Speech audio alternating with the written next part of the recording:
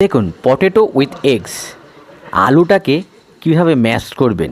আলুটাকে ম্যাশ করে এভাবে দিয়ে ওখানে একটু কারি পাতা দেবেন, ওখানে একটু টমেটো দেবেন, ওখানে একটু নুন দেবেন, নুন দিয়ে ভালো করে ওটাকে মাখাবেন।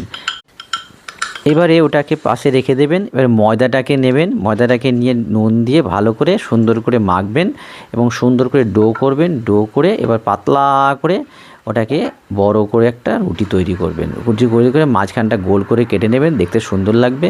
তার মাঝখানটা আর একটা কেটে নেবেন। এইবারে ওটাকে ওই অবস্থাতে সেঁকবেন।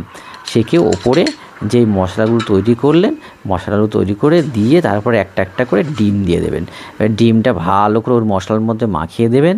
মাখিয়ে দেওয়ার পরে এপাশে ওপাশে এবার এরকম করে মুড়িয়ে দেবেন, সুন্দর করে মুড়ে দেবেন। সিঙ্গারা শেপের হবে একটু দেখতে। তার মধ্যে বাটার দিয়ে একটু লাগিয়ে ভালো করে সেঁকবেন।